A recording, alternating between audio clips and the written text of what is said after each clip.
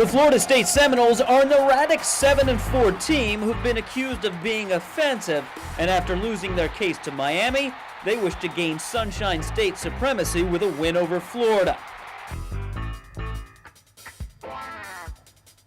Meanwhile, the Florida Gators are a classic case of how the mighty have fallen, but are adamant in the belief that they offer fans the best of the Sunshine State. It's time to settle the case of bragging rights, showdown in the swamp.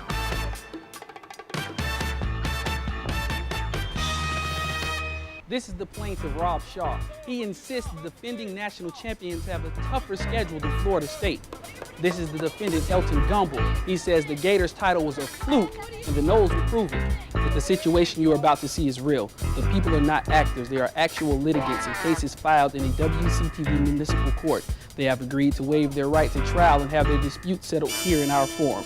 Hello, I'm Trent Davis. In a moment, the case of bragging rights, showdown in the swamp. Judge Ranicky will enter the courtroom shortly to hear testimony from the two parties.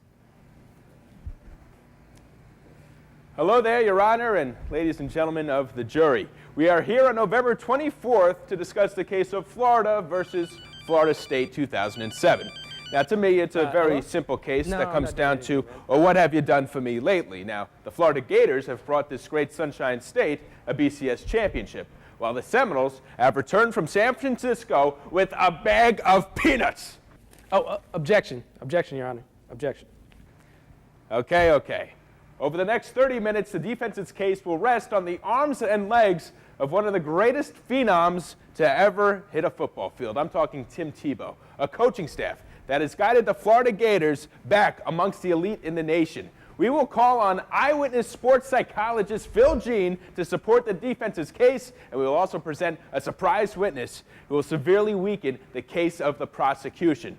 Your Honor, ladies and gentlemen of the jury, I will make this case as easy as possible for you, making it clear that when the Seminoles and Gators rumble in the swamp at 5 p.m. on WCTV, it'll be the Gators who will come out victorious. Thank you very much.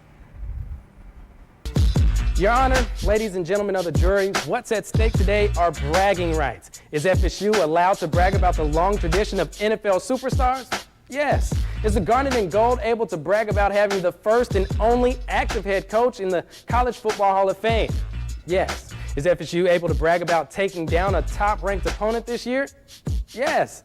Now, some would argue that UF is the better team, yet we are continuously talking only of Tim Tebow. Where's the team if it's just a one-man show? Folks, even look at the mascots. The Gators have, well, a gator with a big bite.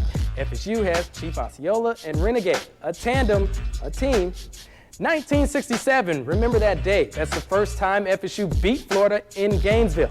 Now, during the Bobby Bowden era, the Noles have won 17 games against the Gators. A win tonight will complete an undefeated season for FSU against non-conference foes. You hear a lot of arguments today, but just remember one thing. Florida lost to Auburn. Not Clemson, not Virginia Tech, not Miami, not even Wake Forest, but Auburn. They lost to Auburn. Thank you. We've heard opening arguments from the defense and the prosecution. After the break, we will hear from both parties' witnesses in the case of bragging rights, showdown at the swamp.